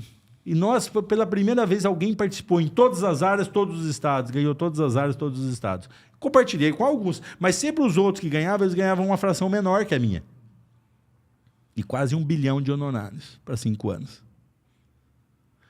Descarregar, nós levamos entre ganhar 2013, assinar o contrato no final de 2015, nós levamos quase 3 anos de briga. Entre ganhar a licitação e assinar o contrato, efetivar. De tanto escritório brigando com a gente. A hora que a gente achava que ia assinar o contrato, aparecia uma liminar em algum lugar. De alguém brigando. De alguém e suspendia o certame. Eu sei que assim, chegava a hora que o pessoal do escritório, o sócio do escritório, falava assim, não, esse contrato não vai ser nosso. Nós temos uma expectativa. Porque achava que ia assinar o contrato, suspendiam a licitação. Saiu uma liminar no interior do Mato Grosso, saiu outro no interior de Goiás, outro no Tocantins, outro não sei aonde. Aí, final de 2015, dezembro de 2015, nós assinamos o contrato e começamos em 2016 o contrato. Essa parte da licitação. Da licitação do Banco do Brasil. Só que a hora que a gente começa, Minotouro, a gente já está tão grande, mas tão grande. Nós já estávamos internacional, nós já tínhamos internacionalizado o escritório, nós já estávamos com inúmeras outras áreas. O que foi uma bênção também. Eu confesso para você, eu teria sido um choque receber isso tudo em 2013, porque o volume era estratosférico e esse contrato já terminou. E ele foi... Ele durou 5 anos também. E ele entrou que ano mesmo? Começou em 2016. Janeiro de 2016, o contrato foi assinado no final de 2015. E começou em janeiro de 2016 o contrato do Banco do Brasil. Ali em 2016 que a gente começou. Já estávamos bem estruturados, já éramos um escritório bem grande e tal, atuando em todas as áreas, já tínhamos internacionalizado a banca e tal, então já estava grande. Esse contrato veio a agregar, terminou, também já terminou esse contrato. A outra licitação, acabaram com isso e criaram regras que ninguém mais ganharia o contrato inteiro. Aí fracionaram em vários lotes e tal, e a gente optou na última licitação a participar mais na recuperação de crédito e ficamos com uma ponta da recuperação de crédito do banco, mas segue o jogo. Mas foi uma virada de chave, porque foi onde o escritório se tornou full service. E uma coisa importante, Minotouro, qual é o sonho do jurídico de qualquer grande companhia? Lidar com a menor quantidade de escritório possível. Porque é mais fácil o controle. Sim, você pega essas grandes bancos vai ficar falando tal. Com muita gente. Né? E o país nosso tem dimensão continental, Minotouro. A Nelson Williams está presente em todos os estados, nós temos processo em todas as comarcas, nós temos estrutura própria. Então, para o jurídico de qualquer grande companhia, ter a Nelson Williams como seu escritório de advocacia é uma mão na roda. Por quê? Porque ele tem um atendimento linear no país inteiro. Claro. Serviço, né? Tem tudo. Padrão. E outra, essa questão da gente respeitar a cultura local, os sócios locais, mega estruturas. São enormes as estruturas em cada estado da federação, em cada capital. E com um sistema só. Um sistema só. Uma cultura muito de... A nossa cultura do escritório nós somos um prestador de serviço jurídico. Se a gente não prestar um serviço jurídico satisfatório, eles vão trocar nós por outro escritório. É importante saber disso. Não, eu não tenho dúvida. Não é porque eu sou grande hoje, porque eu sou rico, porque eu sou próspero. Se isso me subir a cabeça, eu perco tudo. Você perde o cliente. Eu perco o cliente. E numa prestação de serviço, a coisa mais importante que tem é o cliente que você tem. Esse cara tem que estar satisfeito, né? Tem que estar satisfeito, ele troca você por outro. Você pode ter um cara parceiro que você bota ali, o cara não defende bem e você perde a causa porque o parceiro... Minotouro, o Nelson Williams não inventou a roda. O que eu faço é uma escala, uma estrutura grande, mas é um serviço jurídico. Que se o cara não estiver satisfeito com o Nelson, ele com certeza vai achar outros tantos profissionais no mercado tão competentes ou até mais que o Nelson. Então, esta preocupação é uma coisa que a gente leva à risca no escritório. A satisfação do cliente. Nossos clientes têm que estar satisfeitos conosco porque nós somos prestadores de serviço. Jurídico, mas prestador de serviço. Se ele não estiver satisfeito, haverão outros advogados que prestarão um serviço tão bom quanto. O que eu vejo? Muitas vezes o profissional, ele começa a atingir Gostou, né, energético? Amei. Gostou? Parabéns. Vou mandar um para vocês. Cara, a gente lançou essa marca em 2011. Hoje a gente é líder de venda de garrafa PET do Rio de Janeiro, desse energético. Pessoal, ó. Maravilhoso, hein? Minotauro Energy Drink. Ó. E aí? E a gente fica pensando assim, às vezes o cara, tô lutando bem, tô lutando demais, o meu nome e tal. E aí deixei de treinar. Eu sempre falo assim, ó, toda vez que você tem um pequenininho que vai te pegar, esse cara vai estar com fome. Ele quer cuidado. tomar o seu título. No direito é a mesma coisa. As pessoas sobem para a cabeça e acham que o nome vai levar. A medalha, o nome, às vezes só atrapalha. Porque o talento, se não tiver trabalho... O que atrapalha, doutor, é o tal do ego. O tal do ego. O tal do ego, meu amigo. E muita gente perde tudo por causa do ego. Não, é assim, lá no escritório nosso, a gente trabalha hoje, são mais de 1.000 advogados. 1.000 advogados? Mais de 1.000. Cerca de 3.000 pessoas na operação toda, presente em todas as comarcas do país. Hoje nós temos ativo 400 mil processos, já tivemos quase 1 milhão de processos ativos na nossa base. Todas as áreas do direito. E tem uma máxima lá no escritório que quem é mais velho costuma dizer assim, fala assim, o Nelson, quem vem trabalhar com o Nelson recebe muita corda. Cuidado com o destino que você dá para a corda que ele te dá. Uns usam ela para fazer uma escada e subir, outros usam ela para colocar no pescoço, pular e se enforcar. Cair, né? Porque eu dou corda. Mas é você dar responsabilidade pro cara, né? Porque as pessoas, eu sou uma pessoa que eu delego. Meu doutor, eu sei delegar. Você O Nelson Williams sozinho é o alemão. Eu não sou o Nelson Williams. Eu sou composto de uma organização, é uma empresa. Isso daqui eu tenho advogados excepcionais em nível de inteligência, de capacidade, mas muito mais capazes e inteligentes que eu. Eu sou o líder desse grupo. Você mas sabe identificar o eu talento delego, de cada um. a área de atuação, área civil, estratégica, área societária, área criminal, área administrativa, área tributária. Nós temos praticamente todas as áreas do direito. Agora, isso é o quê? Um sócio que responde por aquela área. Qual é o papel do Nelson? Hoje, o papel do Nelson, eu sou o maestro dessa orquestra. É o treinador. É o treinador. O treinador que vai olhar... Ele vai aqui, ou o maestro. Eu tenho uma palestra que chama Desperte o Campeão que há em você. Eu acho que todo mundo tem um campeão, só que o pessoal bota o cara no lugar errado. Daí eu sempre falo assim, e foi o que aconteceu com você, se você for viver o sonho dos outros, você não vai viver o seu sonho. Exato. Então, cada um vai tentar botar você num papel que é o sonho dele. Você tem que ir pro seu. Isso. Só que muita gente que não vai identificar o seu. Exatamente. Tem uma máxima, uma passagem, que é importante que todos guardem. Livro O Pequeno Príncipe. É muito comum quando fala livro O Pequeno Príncipe, o pessoal fala, nossa, O Pequeno Príncipe, livro de Miss, né? De criança. Não. Tem uma filosofia maravilhosa nesse livro. Existe uma passagem que o garotinho, o Pequeno Príncipe, o príncipezinho, chega para um rei, num planeta, e o rei se apresenta como o rei absoluto. O rei fala, eu tenho poder absoluto. Tudo se submete à minha vontade. Aí o garotinho esperto olha para o rei e fala, tudo se submete à sua vontade? Sim. Amo ver o grande astro Sol se pondo. Pede para ele se pôr, que eu quero apreciar a glória dele se pondo. O rei, perfeitamente, olha para o sol. Grande astro, hoje, às 18h07, se coloque para que este garotinho possa ver toda a sua glória. O molequinho olha e fala, mas que malandro! Eu quero agora! O teu poder não é absoluto, eu quero agora! Eu gostaria que fosse agora. O rei olha para ele e fala, garoto, se eu pedisse para um general meu voar de uma folha até a outra, como uma borboleta, e esse general não voasse de uma folha a outra como uma borboleta, quem estaria errado? Ele ou eu? Aí o garotinho fala, senhor, só peça a alguém para te dar o que ela pode te entregar.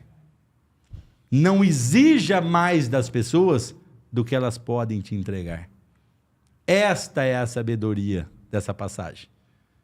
Não adianta eu pegar um cara que tem capacidade para isso e colocar ele aqui. Não adianta eu pegar esse daqui e colocar aqui. Quantas vezes eu promovi advogados dentro do escritório, perdi um excepcional profissional e ganhei um horroroso no Otária. Por quê? Porque o cara estava no lugar errado. E quantas vezes alguém que não estava dando certo, nós tiramos daqui, colocamos ali e o cara explodiu, um sucesso, Minotouro. Então, a sabedoria está exatamente a isso.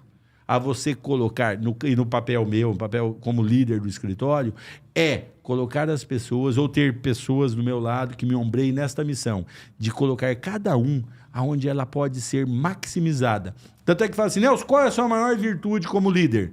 Eu falo, maximizar virtudes e minimizar vícios, a começar dos meus próprios. Eu sempre maximizei as minhas virtudes e sempre arrumei um jeito de minimizar meus vícios. Porque todos nós, Minotouro, todos nós temos virtudes e todos nós temos vícios. É como nós lidamos com essas duas coisas que definem o sucesso. E você começou no RH, né?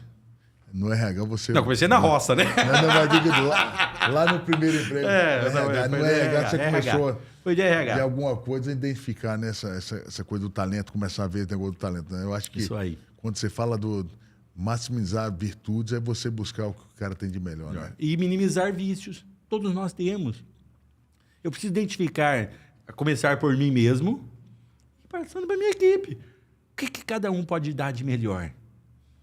E o que eles têm que é o fraco, que precisa ser melhorado? Vamos fazer uma equipe, vamos montar uma equipe, um time. Para crescer, você tem que ter isso. Vamos ter equipe, time. É. E é difícil. E ego... Ego lá embaixo. Lá embaixo. É todo mundo igual. Não vem com ego lá embaixo. E eu falo, números falam. Aqui não se discute com número. Números falam. Qual é o resultado dos seus números? Pelo amor de Deus, baixa, vai menos. Sabe que a gente tinha, na Tia Nogueira, a gente conseguiu colocar, né? Minotouro, Anderson Silva, vários. Pra você ter ideia, tinha um card do UFC com 10 lutas, eram 7 Tia Nogueira aqui no Brasil. E 3 do resto do mundo. A gente estava no 7, estava com 7 lutantes, tinha praticamente ali o Barcelona, Real Madrid, do tudo MMA, ali. Lutando naquele... Mas um ego. E a gente sempre falava dessa questão do ego. Falava, pessoal, pode ter o cara que tem aqui, todo mundo é igual, é menos. Vamos treinar mais, falar menos, tirar menos onda e vamos treinar, trabalhar. Isso, o resultado é o que vai dizer o que a gente é.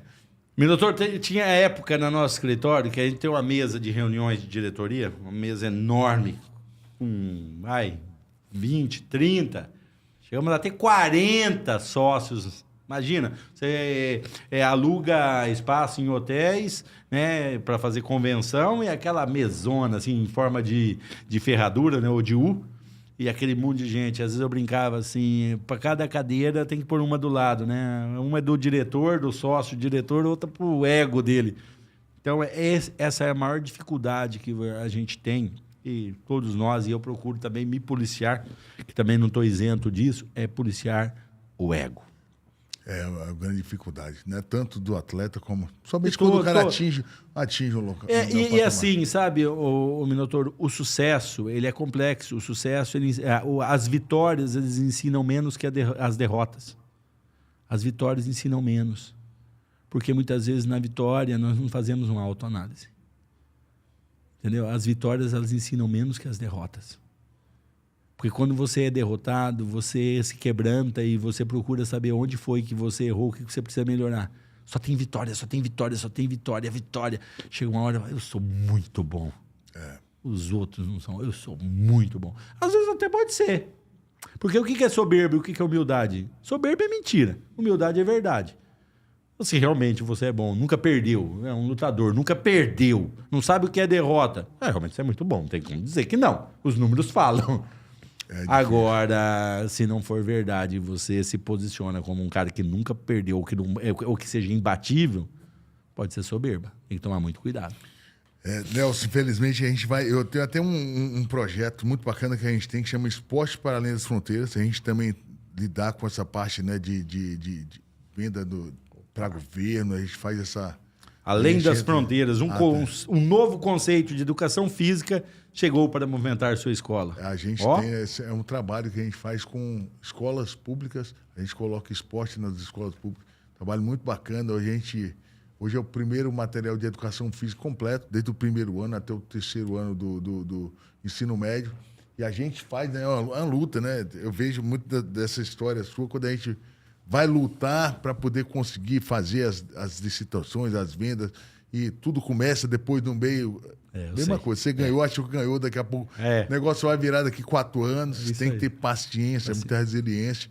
E aí foi uma grande lição pra gente. Eu falo assim, era mais fácil eu lutar. dependia mais apenas de mim. Era mais fácil quando lidar com pessoas, com tudo, e era fácil lutar, né? E aqui é importante, Minotouro. Pessoal, aqui são 2 coisas que transformam vidas. Juntas. Educação e esporte. Aqui, ó. 2 coisas. Moçada, observem isso. Educação e esportes juntos transformam vidas. Isso aí, infelizmente, a gente está chegando aqui no nosso grande finale. Muito ótimo, né, muito bom mesmo. Gravar, muito bom. Não é ótimo, é muito bom Quero mesmo. continuar esse papo com você depois também nos bastidores. Gostei muito da sua história. Obrigado. Realmente muito inspiradora. E fica aqui o convite, quero recebê-los em São Paulo. Indo em São Paulo, me dá um alô. Gostaria de recebê-los lá no nosso escritório e também em minha casa. Fica aqui o convite. Vou lá semana que vem. Se então, der, se você a semana que vem, de terça a sexta, estarei no Nordeste. Farei Fortaleza, Recife, a região do Nordeste.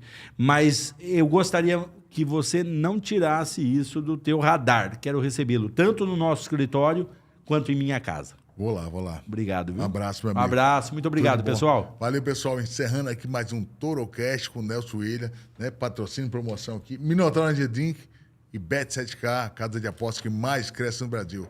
Finalizando em ToroCast. Muito obrigado. Obrigado. Os